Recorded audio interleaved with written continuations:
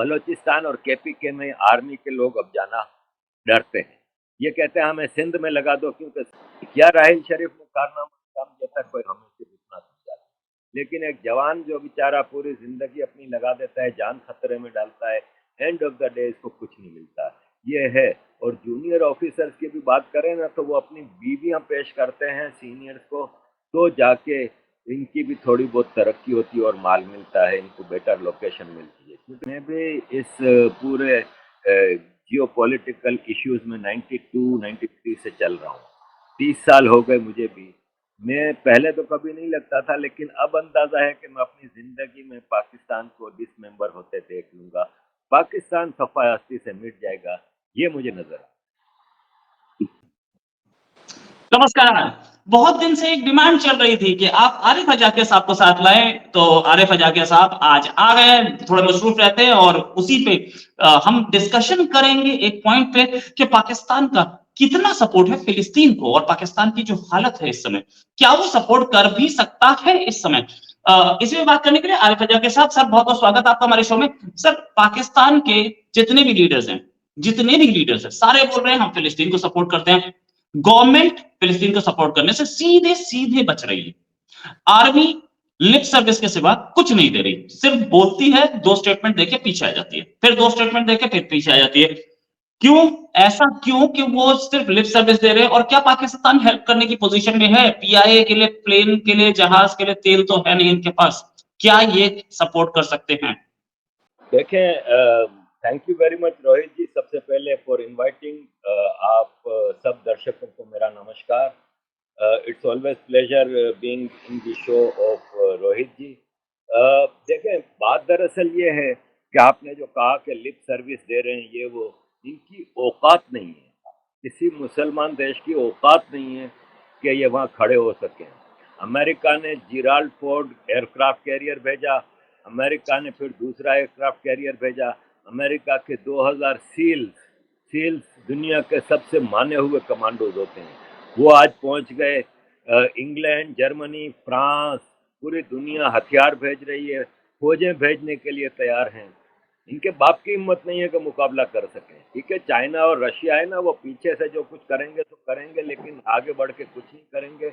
और इनकी economy China Russia की ऐसी नहीं है जैसी अमेरिका की है। अमेरिका आज भी 50 साल आगे है दूसरे देशों से, तो ये बिल्कुल मदद नहीं कर सकते।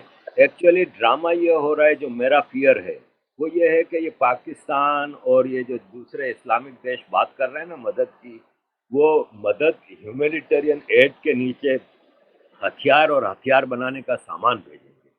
क्योंकि सवाल ये है कि हमास ने पहले दिन 5000 रॉकेट फायर किए, आज 9 दिन हो गए, रोज 1000, 1500, 2000 रॉकेट फायर कर रहा है। कहाँ से आया?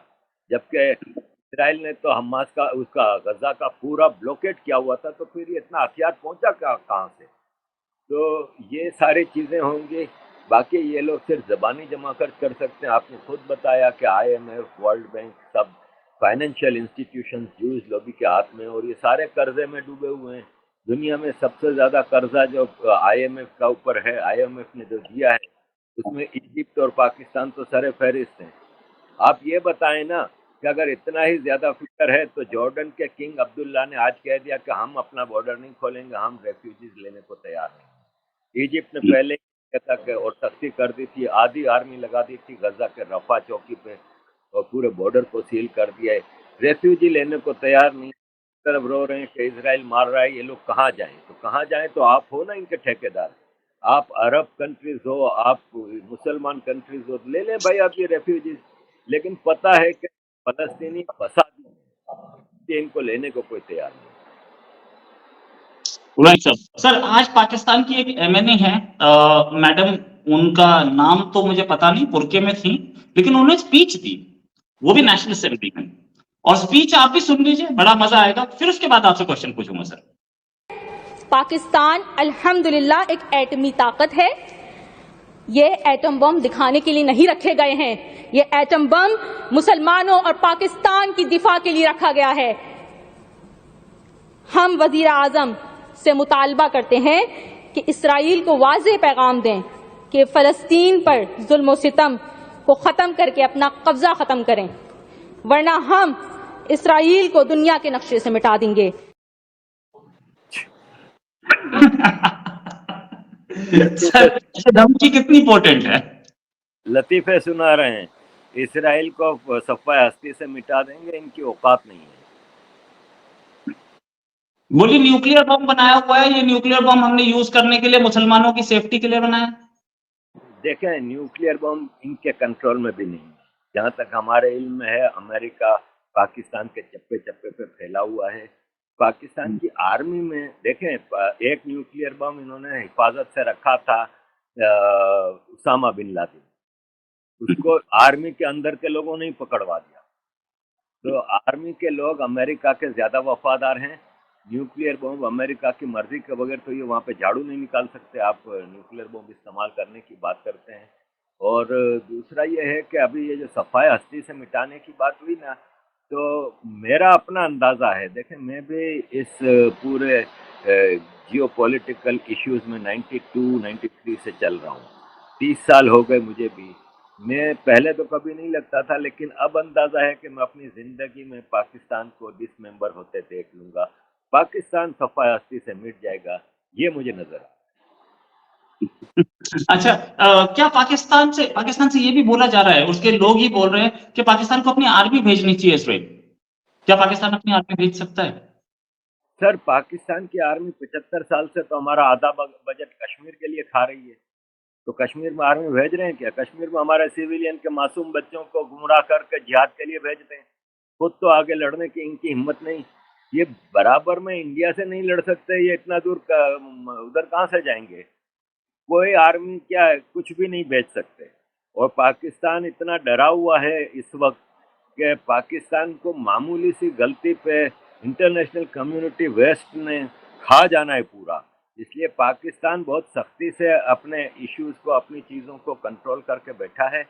और I know doubt, I am sure कि पाकिस्तान कुछ भी नहीं कर सकता। सिर्फ ज़बानी जमा खर्च कर सकता है, सिर्फ बातें कर सकता है, बाकी कुछ भी करने की पाकिस्तान की हैसियत नहीं है। ऐसे नहीं।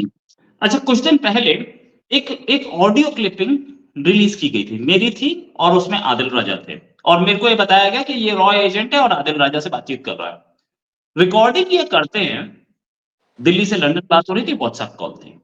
क्या पाकिस्तानी ऐसा ही हम ही लोगों की रिकॉर्डिंग करती रह जाती, उसे ये नहीं पता लगता कि टीटीपी के आ गए और बलूच लिबरेशन आर्मी के आ गए, ब्लास्ट कर गए हमारी आर्मी के। दो पाकिस्तानी आर्मी के ऑफिसर्स में उनका एक ऑफिसर है, सूबेदार है, दूसरा जवान है, वो 4 दिन से रो रहे हैं। आज उन्होंने प्लीड किया आर्मी से कि हमें बचा लो, उन्हें बंधक बनाया हुआ है पीएलए ने और वो उन्हें छुड़वा नहीं पा रही यार आर्मी अपने ही कंट्री में। क्या Pakistani army? Yes sir. Rohit भाई, बात दरअसल ये है कि मैं पिछले जितने सालों से काम कर रहा हूँ, मेरे ऊपर ठप्पा लगा हुआ है कि मैं रॉ एजेंट, और मैं ढूंढ रहा था कि रॉ ऑफिसर्स कहाँ हैं।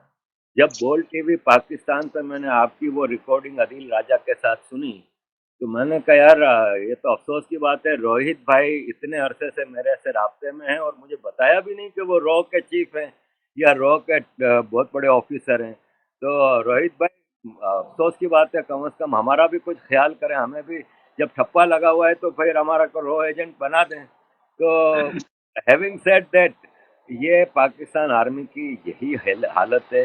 जनरल आसिम मुनीर है ना, पाकिस्तान का आर्मी चीफ, इसके यहाँ बच्चा पैदा हुआ। तो किसी ने पूछा कि सर ये क्या ख्याल है आपका, तो बोला ये रॉ की साजिश है। पाकिस्तान में जो भी होता है ना, वो रॉ हो जाता है। और उनको जाहिर है, हमारी भारत की जो रॉ है ना, वो आईएसआई की तरह नहीं है जो दूसरे लोगों को हायर करे और टेररिज्म करे और दूसरे मुल्कों में बम धमाके कराए वगैरह। अगर ये करवाते ना, तो रॉ के पास इंडिया तो इतना अमीर मुल्क है, रॉ ने तो पाकिस्तान का सब कब से सत्यानाश कर देना था। पाकिस्तान खुलेआम खालिस्तान और कश्मीर में आतंक फैला रहा है। रॉ ने जरा हाथ रख दिया ना बलूचिस्तान और केपीके पे, तो ये अलग हो जाएंगे। तो ये चीज़ें पाकिस्तान में आम हैं। रोहित भाई, मैं आपसे इतने अरसे से राब्ते में हूँ। अगर आप रॉ के होते तो आपने मुझे भी कुछ ना कुछ काम दे देना था। तो ये सब चलता है पाकिस्तान में, ऐसे लतीफ़े हम सुनते रहते हैं। सर एक्चुअली मुझे भी उसी दिन पता चला था कि मैं रॉ का एजेंट हूँ। तो और उसके बाद क्या हुआ कि मुझे भी एक चीज और क्लैरिटी आई कि रॉ का एजेंट ये बोलता है कि केस डलवा दो, ये नहीं बोलता ब्लास्ट करवा दो, ये नहीं बोलता आतंकी हरकत हाँ कराओ, हाँ ये नहीं बोलता लोगों को मारो, ये बोलता केस डलवा दो। तो रॉ अगर केस डलवाने लगी तो हमारी लीगल एक्सपर्ट्स क्या कर रहे हैं, हमारी लॉ मिनिस्ट्री क्या कर रही है? ठीक है, ये भी होता है सर, पाकिस्तान में ऐसा भी हो सकता है। बट देन ये दो जो ऑफिसर्स हैं, एक ऑफिसर जो है सूबेदार मोहम्मद खान और सिपाही अब्दुल रशीद, इन्होंने अपनी फैमिली से बोला है कि हमें बीएलए से छुड़वा दो, पाकिस्तानी आर्मी को चिंता नहीं है। कल ही, आज सुबह ही मैंने एक वीडियो चलाया, जनरल बाजवा वो दुबई में शॉपिंग कर रहे थे, और आसिम मुनीर वो अपना अलग ऐश ले रहे हैं।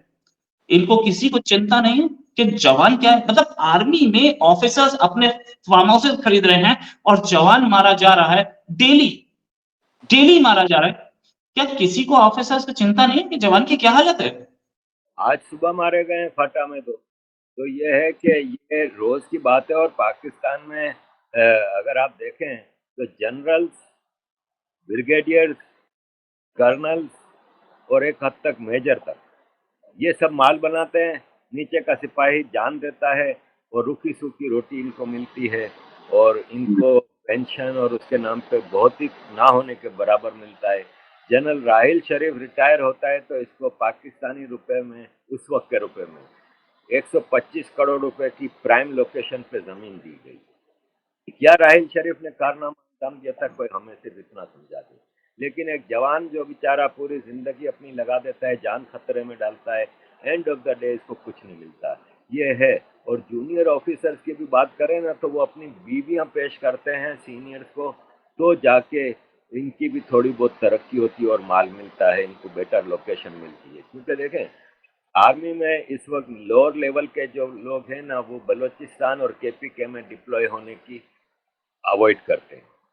बलूचिस्तान में सिर्फ वहाँ जाने को पसंद करते हैं जहाँ बॉर्डर है ईरान के साथ, क्योंकि वहाँ से अरबों रुपए की रोज की स्मगलिंग हो रही है। पेट्रोल, डीजल, खाद, फर्टिलाइजर, चीनी, डॉलर, तो वहाँ पे बड़ा माल है। तो इसलिए, और वहाँ जान का खतरा नहीं, क्योंकि आर्मी ने स्मगलिंग को प्रोटेक्ट करने के लिए पूरी सिक्योरिटी रखी हुई है, और उसमें ईरान का भी फायदा है, अफगानिस्तान का भी फायदा है। तो वहाँ पे आपने कभी नहीं सुना होगा कि कोई फौजी मारा गया हो या कुछ हो, तो वहाँ जाना पसंद करेंगे। बाकी बलूचिस्तान और केपीके में आर्मी के लोग अब जाना डरते हैं। ये कहते हैं हमें सिंध में लगा दो, क्योंकि सिंध में, कराची में कोई मसला है नहीं, लेकिन कराची में 92 से रेंजर्स बैठी हुई है। रेंजर्स इज पाकिस्तान आर्मी, ठीक है, हाजिर सर्विस जनरल रेंजर्स को हेड करता है। और कराची की 200 मार्केटें हैं, वहाँ से भत्ता लिया जाता है। कराची में घर घर पानी की लाइनें हैं, लेकिन पानी टैंकर से जाता है। वही पानी जो लाइनों में जाना चाहिए वो टैंकर से जाता है, और रोज के कई हजार टैंकर चलते हैं, और वो रेंजर्स चलाती है। कराची का शादी हॉल रेंजर्स चलाती है। तो कराची में आर्मी वाले डिप्लॉय होना पसंद करते हैं, वहाँ पे माल बहुत मिलता है। बलूचिस्तान के ईरान अफगानिस्तान बॉर्डर पे लगना पसंद करते हैं, लेकिन बाकी जगहों पे इसलिए नहीं जाना चाहते कि सीनियर्स जो है ना, वो जूनियर्स को वहाँ पे भेज के कुर्बानी का बकरा बनाते हैं। तो ये सारी सिचुएशन है। आर्मी केपीके गिलगित बल्तिस्तान में भी जाना पसंद करती है, क्योंकि वहाँ के लोग सदियों से गुलाम हैं। पाकिस्तान जब से बना है, जब से पाकिस्तान ने पीओके गिलगित बल्तिस्तान पे कब्जा किया है, वो कब्जे में कोई फैसिलिटीज उनको दी नहीं गई, human rights violation, civil liberties, freedom of speech कुछ भी नहीं है। तो वहाँ पे आर्मी को सुकून है कि वहाँ पे कोई मारेगा नहीं। लेकिन बलूचिस्तान और केपीके में तो इस वक्त एक खूनी जंग चल रही है, तो वहाँ पे ये जाने को तैयार नहीं। तो आपका कहना बिल्कुल बजा है कि सीनियर्स जो हैं वो माल लपेटते हैं। और सबसे बड़ी बात यह है कि ये हमें ये देशद्रोही करार देते हैं। पैट्रियोटिज्म के सर्टिफिकेट हमें इनसे लेने पड़ते हैं। खुद क्या करते हैं कि रिटायर होने से पहले, कई साल पहले, अपने बीवी बच्चों को अमेरिका, कनाडा, यूरोप, इंग्लैंड में सेटल कर देते हैं, ऑस्ट्रेलिया, न्यूजीलैंड में। और फिर जैसे ही जिस दिन रिटायर होते हैं, आप बताएं, बाजवा जिस दिन रिटायर हुआ दूसरे दिन भाग गया। आप दुनिया का कोई देश बता दें जिसका आर्मी चीफ बाहर हो अपने देश से रिटायरमेंट के बाद। पाकिस्तान में मुशर्रफ तो मर गया, वो भी बाहर ही मरा। कियानी ऑस्ट्रेलिया में बैठा है, राहिल शरीफ सऊदी अरब में बैठा है, बाजवा निकल गया, तो और इसके अलावा आईएसआई के जितने चीफ आप उठा लें, अहमद शुजा पाशा ले लें, जहीर बाबर ले लें, जितने भी हैं ये सारे बाहर चले जाते हैं। तो आर्मी हमें पेट्रियोटिज्म के सर्टिफिकेट देती है, सारी जिंदगी माल कमाती है और फिर बाहर भाग जाती है। पाकिस्तान क्या राइट सर, एक शरीफ साहब हैं जिनका नाम नवाज शरीफ है। अब कितने शरीफ हैं वो तो पाकिस्तानी बताएंगे, लेकिन उनके जो दामाद हैं आर्मी के, वो भी शायद कैप्टन रह चुके हैं, कैप्टन साहब था, उन्होंने आज बोला कि इंडिया के खिलाफ गजवा हिंद के लिए तैयार रहिए। आज इजराइल के खिलाफ रैली थी, उसमें ये कर्नल सफ्दर आए और आकर के बोला इंडिया के खिलाफ गजवा हिंद के लिए तैयार रहिए। कंटेक्स्ट समझें पहले, रैली इजराइल के खिलाफ, इन्होंने भड़काया इंडिया के खिलाफ, पहली चीज। दूसरी चीज, ये कर्नल सफ्दर हैं कौन? ये दामाद है, ये इनकी कोई अपनी पॉलिटिकल स्टैंडिंग नहीं है, ये पॉलिटिकल डायनेस्टी से आते हैं, क्योंकि शादी कर ली है इन्होंने नवाज शरीफ की बेटी के लिए, इसलिए वो लीडर बन गए, इनकी कोई अचीवमेंट नहीं है। तीसरी चीज, ये वही तो हैं जिनकी वाइफ का एक वीडियो आया था मरियम नवाज का कि पावर प्लांट के लिए जो इक्विपमेंट है वो इंडिया से आएगा, इंडिया से इक्विपमेंट खरीद रहे थे और इंडिया के खिलाफ ये गजवा हिंद करना चाह रहे थे। तो ये किस तरीके का लोगों को बेवकूफ बना रहे हैं ये? देखें, पहले तो ये कि कैप्टन सफदर है ना, वो आर्मी में नहीं था, वो सिविल कैप्टन था, प्राइवेट था, ठीक है, पायलट था। और दूसरा ये कि नवाज शरीफ ने इनको हायर किया था अपनी बेटी की सिक्योरिटी के लिए बहुत शुरू में, और सिक्योरिटी गार्ड बनते बनते जैसे सलमान खान की टीम बॉडी गार्ड है, वैसे मरियम नवाज को इनसे प्यार हो गया और इन्होंने छुप के शादी की। आपको इंटरनेट पे कहीं भी इनके फैमिली रिकॉर्ड्स में मरियम नवाज की शादी की कोई पिक्चर, कोई वीडियो नहीं नजर आई, इसलिए कि ये छुप के शादी की थी, डाका मारा था कैप्टन सफदर ने। अब बात आ जाती है कि इसने जो गजवा हिंद की बात की है, तो इलेक्शन सर पे है ना भाई, और नवाज शरीफ की आर्मी से डील हो गई है। और आपने देखा होगा कि पाकिस्तान में जो भी प्राइम मिनिस्टर या मिनिस्टर बनने के लिए जो अपना टेस्ट होता है ना, एक एग्जाम होता है, तो एग्जाम ये होता है कि आप आर्मी के कितने जूते चाट सकते हैं।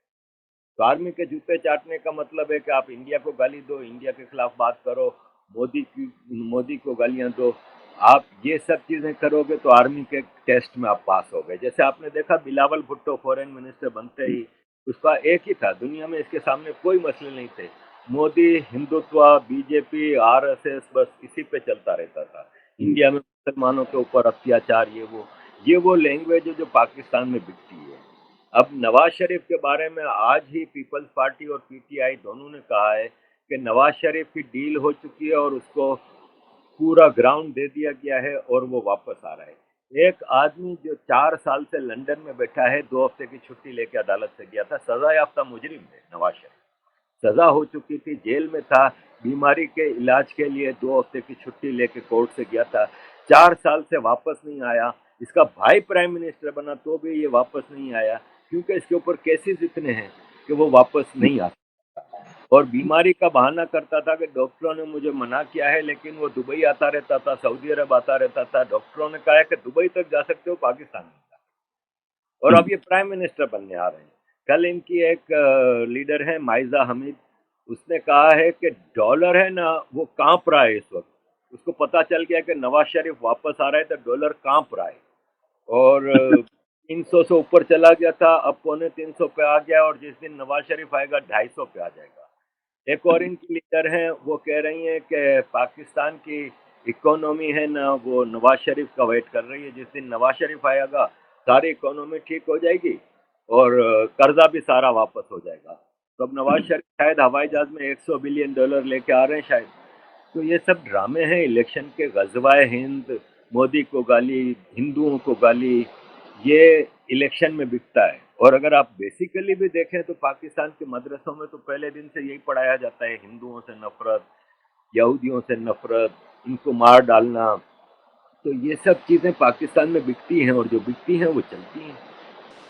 राइट, ये वही तो नवाज शरीफ हैं जिनके चोजन हैंड पिक्ड कैंडिडेट जो कि फाइनेंस मिनिस्टर थे, उनका स्टेटमेंट था कि अकेला कंट्री है पाकिस्तान जो कि कलमे के नाम पे बना था। तो हमें तो अल्लाह ही हमारे इकोनॉमी को बाहर निकालेंगे।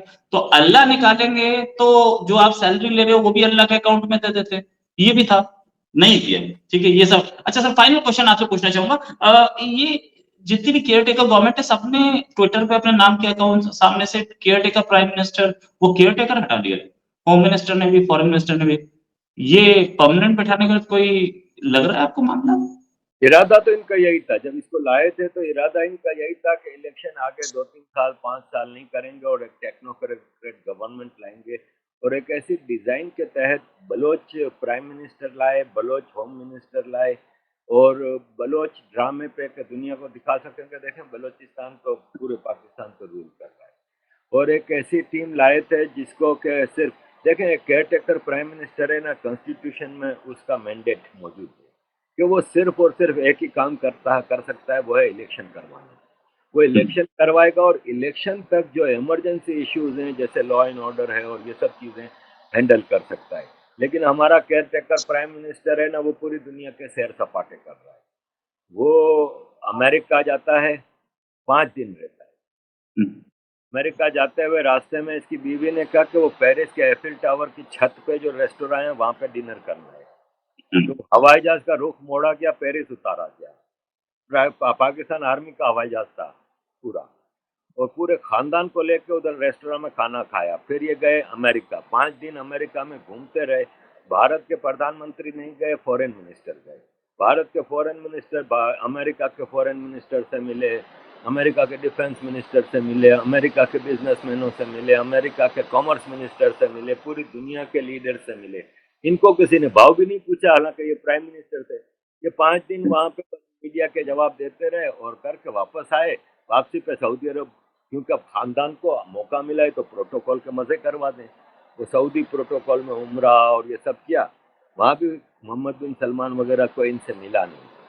फिर इनका इरादा था दुबई जाने का, लेकिन पाकिस्तान में वो धमाका हो गया था और लोग मर गए थे, तो इसलिए इनको वापस आना पड़ा पाकिस्तान। अब ये गए हैं चाइना। चाइना में बेल्ट एंड रोड कॉन्फ्रेंस शुरू हो गई है उसके लिए। अच्छा ठीक है, आप कॉन्फ्रेंस अटेंड करने गए, एक दिन के लिए जाओ, वहां भी 4 दिन के लिए गए। गवर्नर खैबर पख्तूनख्वा की एक वीडियो वायरल है, इनके गांव में गए तो इनके गांव के जैसे दोस्त होते हैं ना, मेरे दोस्त हैं आपके दोस्त हैं, वो खुली बातें करते हैं। वो उनके दोस्तों ने कहा बे यार तेरी औकात नहीं थी, तू गवर्नर बन गया, हेलीकॉप्टरों में घूमता है, हमें भी शेयर करा यार। तो 40-50 लोगों को, अपने रिश्तेदारों दोस्तों को सरकारी हेलीकॉप्टर में लेके घुमाने ले गए। ये पाकिस्तान आर्मी ऐसे लोगों को लाई है कि तुम लोग बस यही करते रहो, सारा काम हम करेंगे। अब आपने जो कहा कि केयर टेकर हटा दिया है, तो पाकिस्तान आर्मी का शुरू से ये इरादा था कि एक टेक्नोक्रेट गवर्नमेंट लाई जाए ताकि हमें पार्लियामेंट को जवाब ना देना पड़े किसी चीज़ का और हम सारा काम करते रहें। लेकिन जब ये गवर्नमेंट लाए तो अमेरिका ने इनके ऊपर प्रेशर डाला कि नहीं भाई, हमारे लिए बहुत मुश्किल होगा एक नॉन इलेक्टेड गवर्नमेंट को हैंडल करना, तो तुम्हें इलेक्शन तो कराने होंगे। नॉर्मली तो इलेक्शन नवंबर में 3 महीने होते हैं। ये केयर टेकर का जो कॉन्स्टिट्यूशन में क्राइटेरिया है वो 90 दिन के अंदर कराने का इलेक्शन है। लेकिन अब ये कह रहे हैं जनवरी के एंड में कराएंगे। अगर जनवरी भी एंड में कराएंगे, 24 करोड़ का देश है, तो आपको अभी से इलेक्शन की तारीख, शेड्यूल, क्योंकि फिर लोग कैंडिडेट देंगे, कैंडिडेट की नॉमिनेशन पेपर्स होते हैं, तो पेपर चेक होते हैं, फाइनल लिस्टें आती हैं, वो अभी तक आया नहीं। तो अभी नज़र नहीं आ रहा कि जनवरी में भी इलेक्शन होंगे कि नहीं। अगर इलेक्शन नहीं होते और इस दौरान ये जो मिडिल ईस्ट की जंग है वो अगर फैल जाती है, क्योंकि ईरान और चाइना मुसलसल धमकियां दे रहे हैं, और ये जंग अगर ईरान तक आती है तो मैं समझता हूं कि तालिबान के पास भी जो अमेरिका का $85 बिलियन का हथियार वो छोड़ के गए हैं, वो फिर पाकिस्तान के ऊपर यूज होगा। क्योंकि केपीके और पठान बेल्ट की है ना, पख्तून बेल्ट की हालत बहुत खराब है। हुआ ये है कि ड्यूरन लाइन को तो कभी अफगानियों ने और पाकिस्तानियों ने एक्सेप्ट नहीं किया, और ड्यूरन लाइन के इस तरफ यानी पाकिस्तान साइड पे केपीके में पॉलिटिकल लीडरशिप को देखें तो एक है एएनपी, बाचा खान की पार्टी, उसने तो कभी भी पाकिस्तान को एक्सेप्ट नहीं किया, वो एंटी पाकिस्तानी रहे हैं। एक है मंजूर पश्तीन की पख्तून तहफ़्फ़ुज़ मूवमेंट, पीटीएम, वो भी प्रो अफगानिस्तान है। और बाकी जो है पीटीआई इस वक्त पख्तूनों की सबसे बड़ी लीडर पार्टी है, और पीटीआई के और इमरान खान के साथ जो आर्मी कर रही है, तो उसके बाद वहाँ भी आर्मी के खिलाफ बहुत नफरत बढ़ गई है। तो अगर तालिबान से मामला होता है ना, तो केपीके तो हाथ से निकल जाएगा, क्योंकि केपीके का सारा पख्तून ऑलरेडी पाकिस्तान की आर्मी से लड़ रहा है। तो सिनारियो बहुत खराब है। इन केस ऑफ ये वार बढ़ती है ना, तो फिर अमेरिका इनको प्रेशर नहीं डाल सकता और ये कंटिन्यू करेंगे इसी सरकार के साथ। लेकिन अगर जंग सपोज एक आध हफ्ते में 2 हफ्ते में इजराइल अपना टारगेट अचीव कर लेता है, जंग बढ़ती नहीं है और इस रीजन में जंग नहीं होती, तो फिर वेस्ट की तरफ से बहुत प्रेशर आएगा कि पाकिस्तान इलेक्शन कराओ, हम डेमोक्रेसी और ये वो जो इनकी दुकान चलती है। तो लेट्स सी, लेकिन मुझे लगता है कि अभी ये गवर्नमेंट चलेगी। ओके राइट, ये गवर्नमेंट अभी चल सकती है, बिल्कुल सही। और प्राइम मिनिस्टर की एक बात जो आपने बताई कि अपने दोस्तों को सरकारी हेलीकॉप्टर में ले गए थे, मुझे याद आ गया वो मोमेंट जहां पे इंडियन प्राइम मिनिस्टर की मदर की डेथ हुई थी और वो डेड बॉडी ले जाने के लिए जो वो होती है वैन होती है, उसी में बैठ के प्राइम मिनिस्टर खुद गए थे। थैंक्स अ लॉट अजाकिर सर, बहुत बढ़िया डिस्कशन। उम्मीद है जल्दी एक डिस्कशन और करेंगे आपके साथ। अभी के लिए नमस्कार, धन्यवाद, जय हिंद सर। धन्यवाद रोहित जी, थैंक यू वेरी मच।